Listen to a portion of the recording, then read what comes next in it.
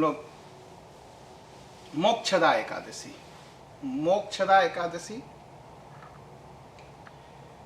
मोक्षदा एकादशी आज ही के दिन भगवान श्री कृष्ण ने अर्जुन को गीता का उपदेश दिया था, गीता सुनाई थी। गीता श्रीमद् भगवत गीता एक ग्रंथ है जो महाभारत का एक टुकड़ा है। जो महाभारत जो पुस्तक है उसका एक भाग श्रीमद् भागवत गीता है, महाभारत का एक देल है। और श्रीमद् भगवत गीता एक ऐसी पुस्तक है जो संसार के लगभग सभी भाषाओं में उसका अनुवाद हो चुका है। और सबसे बड़े आश्चर्य की बात बताए कि जो अन्य रिलीजियस बुक हैं, कुरान कहिए या बाइबल कहिए या जो अन्य हैं, उनको पैसे भर भर के पेमेंट करके अनुवाद कराया जाता है, फिर तालीम कराई जाती है। लेकिन श्रीमद् भागवत गीता मात्र संसार में एक ऐसी बुक है जिसको संसार के लोगों ने पढ़ा, सुना अपने गुरुओं से और सुन करके उसका अनुवाद स्वयं किया। इसलिए संसार के लगभग सभी भाषाओं में यह पुस्तक है और संसार में सबसे ज्यादा पढ़ी जाने वाली पुस्तक है श्रीमद् भगवत गीता। और इसके अनेक भाव संतों ने, महंतों ने, हमारे जो दार्शनिक हुए उन लोगों ने गीता के बारे में कहा। कोई कहता है कि गीता जो है यह संन्यास सिखाती है, हाँ? कोई ये कहता नहीं, यह भक्ति शास्त्र का ग्रंथ है। कोई कहता है यह अहिंसा का ग्रंथ है और कोई कहता है गीता हमें कर्म सिखाती है। तिलक महाराज ने लिखा तो गीता रहस्य, तो उन्होंने कर्म की महत्ता गीता के माध्यम से दिखाई। जब अन्य किसी भक्तों ने लिखा तो कहा भक्ति शास्त्र है। तो सबके विचार गीता में मिलते हैं। इसलिए गीता कोई एक स्वतंत्र पुस्तक नहीं है। गीता हमारे वेद, पुराण, शास्त्र, उपनिषद सब पर आधारित एक ग्रंथ है और सब की बातें लेकर के भगवान कृष्ण जो है अर्जुन को गीता का उपदेश देते हैं।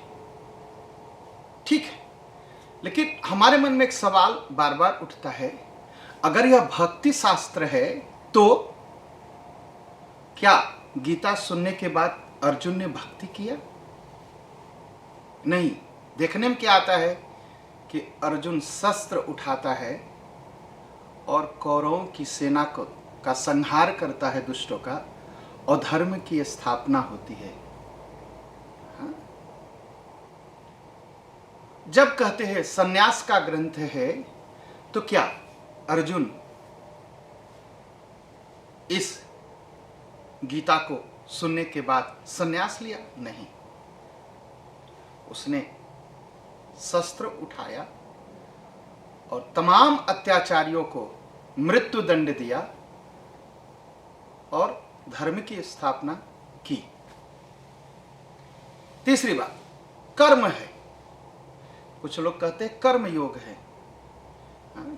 अगर मात्र कर्म योग है तो क्या कर्म यही है किसी को मारना?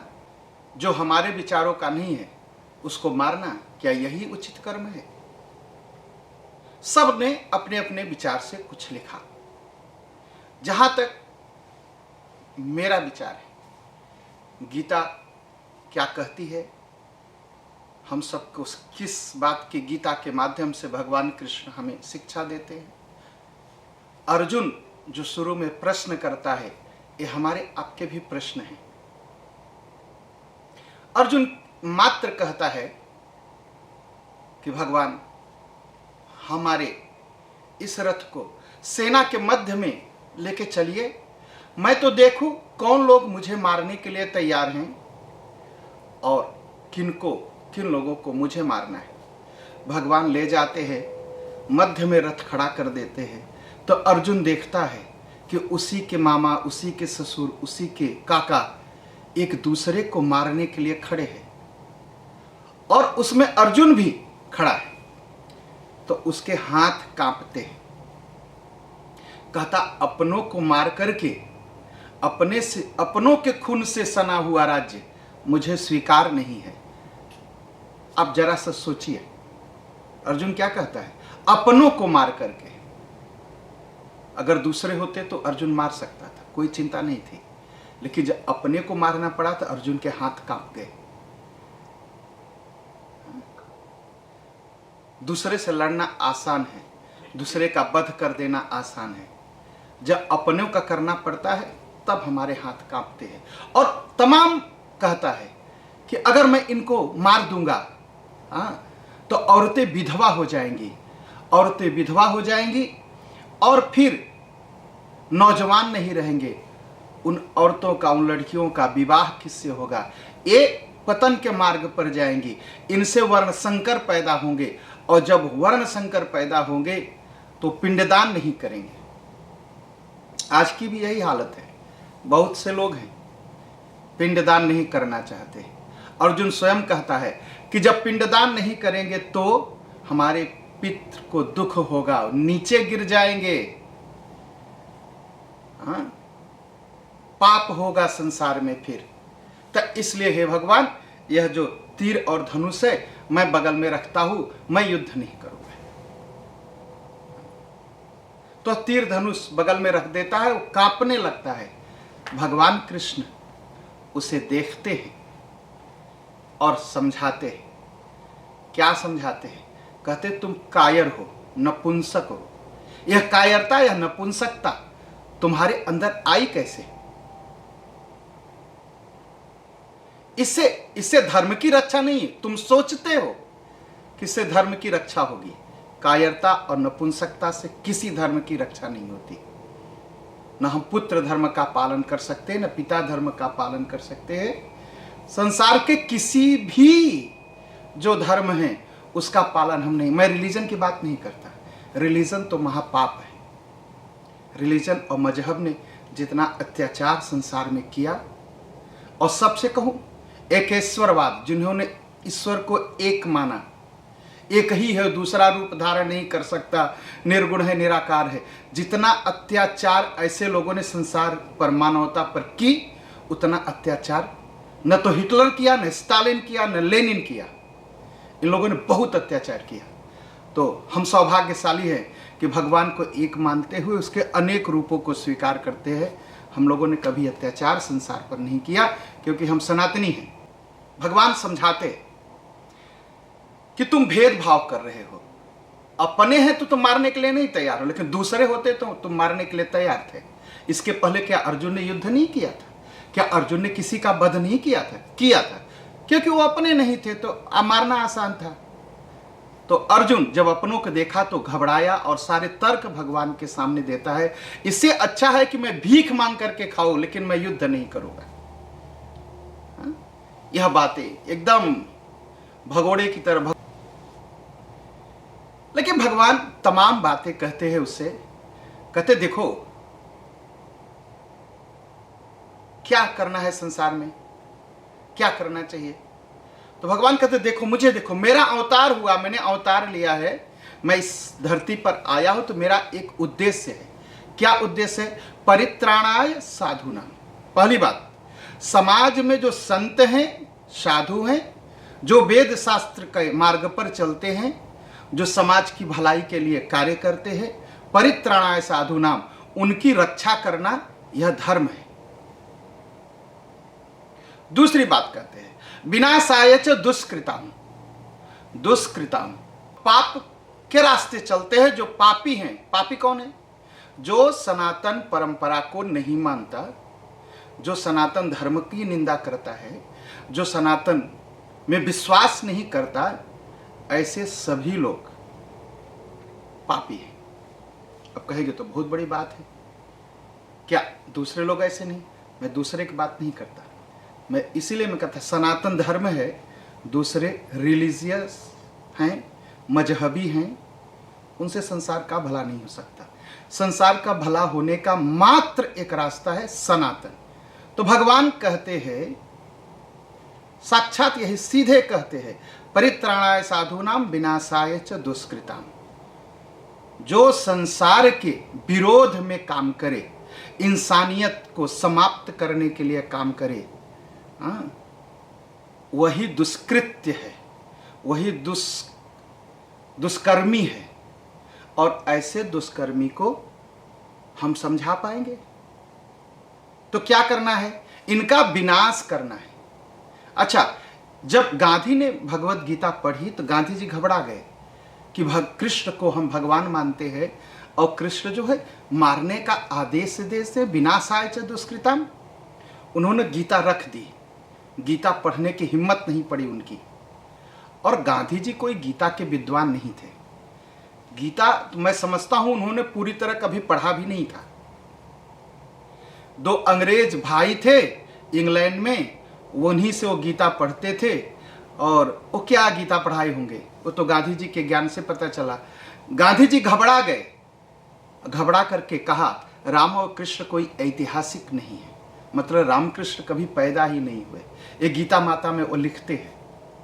हरिश्चंद्र की कथा, राजा हरिश्चंद्र की कथा उन्हें बहुत प्रभावित करती है, लेकिन वो लिखते हैं अपनी आत्मकथा में, सत्य के प्रयोग और मेरी आत्मकथा उनकी एक पुस्तक है। उसमें उन्होंने लिखा हरिश्चंद्र कोई ऐतिहासिक नहीं है, मतलब हरिश्चंद्र कोई पैदा नहीं हुए थे, एक कहानी है, लेकिन उनकी कहानी मुझे प्रभावित करती है। तो गांधी जी से, या गांधी तो नहीं रहे उस समय, होते तो अगर मैं होता तो मैं पूछता, या आज होते तो मैं उनसे पूछता। लेकिन जो उनकी बातें मानने वाले उनके प्रति मेरे मन में अभी भी सवाल है। अगर ऐतिहासिक नहीं है, अगर रामकृष्ण पैदा ही नहीं हुए थे, तो आप मानते क्यों हो रामकृष्ण को? क्यों इतना सम्मान दे? क्यों मरते समय उनके मुंह से राम नाम निकला? क्या सब झूठा था? क्यों राम राज्य की कल्पना की बात करते थे? फिर तो गांधी जी इतना कहना है उनकी बात पर कि वो ऐतिहासिक नहीं माने। इसी बात को परित्राणाय साधूनाम विनाशाय च दुष्कृताम, दुष्टों का नाश करने के लिए मैं आता हूं, इसलिए गांधी जी नहीं मान पाए। लेकिन भगवान कृष्ण एकदम सीधे सीधे आदेश देते हैं। क्या आदेश देते हैं? विनाशाय च दुष्कृताम, दुष्कर्म करने वालों का पूरी तरह से विनाश करना, यही मेरा काम है अर्जुन, यही तुमको करना है। परित्राणाय साधूनाम विनाशाय च दुष्कृताम। और किस लिए करना है? धर्म संस्थापनार्थाय। मैं धर्म की स्थापना के लिए हर युग में आता हूं, आज भी आया हूं, और यह कार्य तुमको करना है, यह कार्य तुमको करना है, और तुम्हारे माध्यम से मैं करवाऊंगा। और भगवान ने कराया, सद्गुणों की रक्षा की, पापियों का नाश कराया और धर्म की स्थापना की। तो गीता का जो श्रीमद् भगवत गीता है, जो संदेश हमको देती है, अत्याचारियों को किसी हालत में छोड़ा नहीं जाना चाहिए, किसी हालत में उनको। दूसरी बात, परित्राणाय साधूनाम, हर हालत में संतों की, साधुओं की रक्षा होनी चाहिए। वह किस लिए? कि संत और साधु ही धर्म संस्थापनार्थ है, ये लोग धर्म की स्थापना करेंगे।